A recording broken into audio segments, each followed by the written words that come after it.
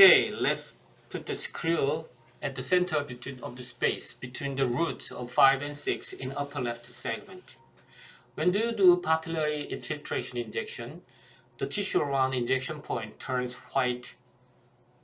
Then you can clearly see where the mucogingival junction is. That is the border between attached and free gingiva. So this is attached gingiva.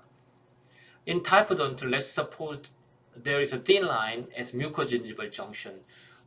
Once you identify the mucogingival junction, you can put the screw at different location. At the papillary area, at the apical area, just below the junction. But the best place to put a mini screw is close to the junction in attached gingiva. Actually, in clinic, with a dental probe, mark here by pressing the tissue gently. Then the tissue was compressed.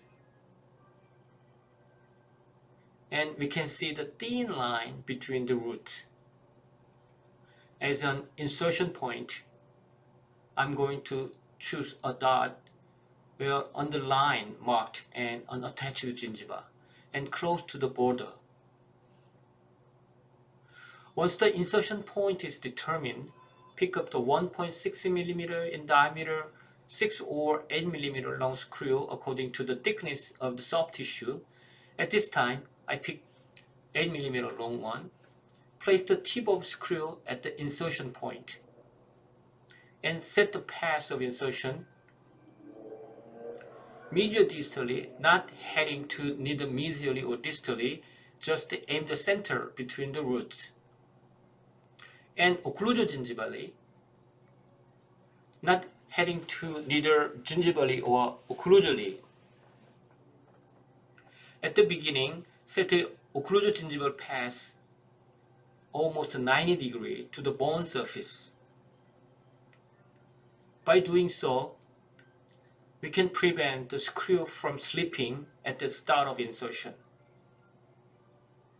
But this is not the final occlusogingival path. After setting up the initial insertion path, use your palm grip rather than pencil grip. With palm grip like this, while maintaining the path constantly, press against to the bone gently and then start to turn the handle clockwise to insert the screw 1 or 2 mm. After inserting 1 or 2 mm, stop the insertion and turn the shaft in the opposite direction to retract or pull back about half. Then change the occlusogingival path about 20 to 30 degrees apically. After checking the final path again, restart to turn clockwise to finish the insertion until the cervical collar of the screw lightly touches the gingival soft tissue surface. Caution: do not change the path while inserting the screw. It can cause the breakage of the screw, especially the tip. Let's do it again in a model that we cannot see the root, like in our real patient.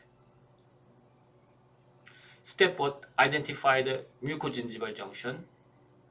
The attached gingiva turns white on the papillary injection. Do not anesthetize the whole tooth. Anesthetize only around the insertion point. You can see the tissue turn white under the injection, and the junction can be identified easily.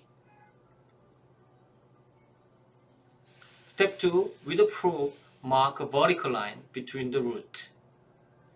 Do not use a pencil. Press the probe to mark in a real patient. Step 3. Determine the point of entry. You can put the screw anywhere along the line, but in the attached gingiva as much as possible. Gingival margin area, the space is narrow. and the bone is very thin. Apically, there is more wide space, thick cortical bone, but mucosa is very movable. It is not good for stability of the screw. So the first choice of entry point will be close to the junction in attached gingiva. Step 4. Set the initial path of insertion. Mediodistally, aim the center between the root, not heading to neither distally or mesially. Occlusio-gingivally, perpendicular to the bone surface. Why? To prevent from slipping of the screw at initial penetration. Step 5. Start turning the shaft to insert the screw 1 or 2 millimeters. Step 6. Stop insertion and reverse turn to pull back half to prevent fracture of the screw or tip of the screw when changing the insertion path. Step 7. Set the final insertion path. Change the occlusio-gingival path apically 20 to 30 degrees. The reason why change the path: to increase contact surface between the screw and the cortical bone. 2. Placing the screw more wider space around root apex. Step 8. Finish the insertion. While maintaining the final insertion path, keep turning clockwise until the collar of the screw lightly touches the soft tissue surface.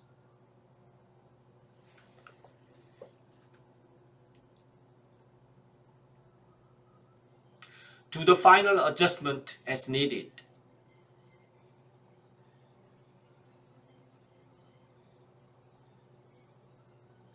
Notice the screw was angulated slightly toward the apex. Finally, the screw successfully has been placed.